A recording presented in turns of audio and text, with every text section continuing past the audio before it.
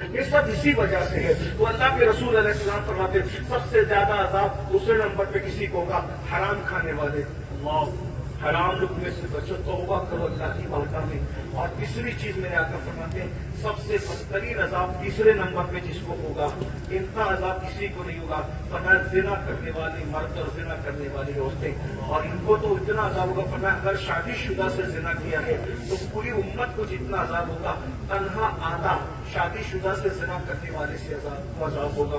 اندازہ فرمائیے اللہ کے رسول علیہ السلام فرماتے ہیں ان کو آگ کی قمیص پہنائی جائے گی، زانیوں کو آگ کی قمیص.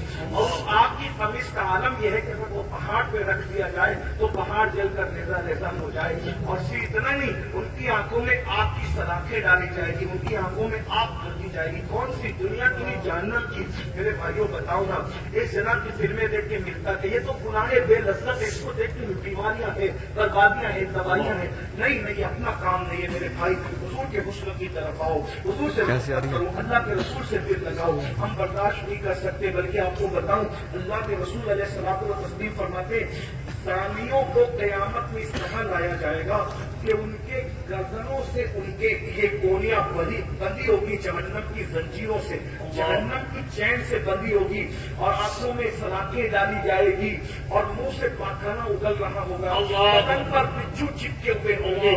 یہ کیفیت ہوگی، پورا محشر ان پہ لعنت کرتا ہوگا.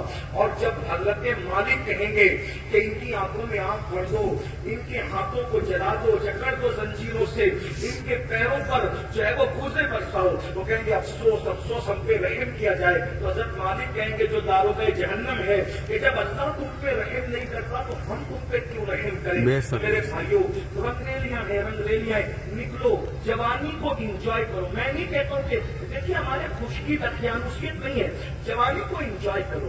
اگر جوانی انجوائے ہوتی ہے حسن سے ہوتی ہے تو حضور سے بڑھ کے حسن والا کون ہے. اور اگر رشتے مجازی کی بات کرتے ہیں تو بیویاں ہمارے یہاں ہیں، ہمارے یہاں بیویاں ہیں، دوست ہیں، بھائی ہیں، بہنیں ہیں، ان سے محبت کرو. بائک پہ گھومنے سے اسلام منع نہیں کرتا. اسلام یہ کہتا ہے بائک پہ گھومتے بدنگاہی مت کرو. پکنک سے اسلام منع نہیں کرتا. اسلام کہتا ہے پکنک پہ جاؤ مگر کسی کے چہرے کو پاپ کے تکنے کی بجائے پھولوں کو تک کر کے دیکھو کہ اس کی اتنے خوبصورت ہے کہ اس کے بنانے والے کے حسن کا عالم کیا ہے. ہمارے انجوائے کرو، جوانی انجوائے کرو، بھرپور کرو، اچھا کھاؤ، اچھا پہنو، اچھی جگہ گھومو. موبائل اگر اللہ نے دیا ہے تو مہنگا ہو، کپڑا مہنگا ہو، سب ہو، لیکن ان ساری دنیا کی رنگریلیوں میں اللہ کو مت بھولو، اس کے رسول کو مت بھولو، آخرت کو مت بھولو. یہ مت بھولو کہ ایک دن دنیا چھوڑنا ہے، ایک دن دنیا کوچ کرنا ہے، ایک دن دنیا سے رخصت ہونا ہے. ہر وقت نگاہ میں بس حرام مت کرو، حرام سے بچو، فرض و واجب پر عمل کرو، انجوائے کرو دنیا برتنے کے لیے. حضور غوث پاک سے اتنے مہنگے کپڑے پہنتے تھے، اتنے مہنگے کپڑے بادشاہ بھی نہیں پہن سکتا تھا. تو ہمارے بزرگ حضرت محبوب الہی کے یہاں جو گھوڑے بنتے تھے انہیں سونے کی چین سے باندھا جاتا تھا. ہمارے بزرگوں نے بہت کر و فر زندگی گزاری، لیکن اتنا سب کچھ کرنے کے بعد انہوں نے خدا سے دل نہیں ہٹایا. دل میں جا بلکہ بادشاہ آیا. بہت دلچسپ بات ہے، بادشاہ آیا تو محبوب الہی کے استقبال میں دیکھا کہ گھوڑوں کے گلے میں سونے کی زنجیر ہے. تو ہنس کے کہتے ہیں ہم تو نظام الدین کو ولی سمجھتے تھے، وہ تو ہم سے بڑا دنیا دار نکلا. ہم نے تو سونے کی زنجیر خود پہنی ہے، اس نے تو گھوڑے کو پہنا رکھی، ہم سے بڑا دنیا دار وہ ہے. محبوب الہی کو کسی نے بتایا تو اس پہ ہنس پڑے، کہتے ہیں یہی تو اس میں ہم میں فرق ہے.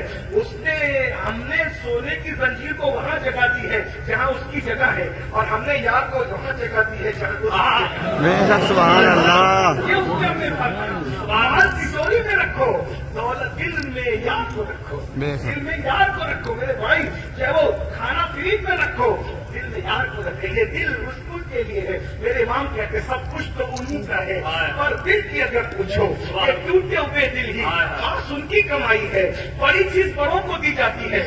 جس کی انسانی کا بادشاہ دل ہے تو دل جو بادشاہ ہے وہ بادشاہی کی نظر کر دو، ان کے قدموں میں رکھ دو.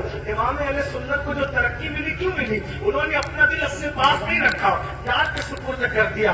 ارے اے خدا کے بندو، کوئی میرے دل کو ڈھونڈو، میرے پاس تھا ابھی تو، ابھی کیا ہوا خدایا.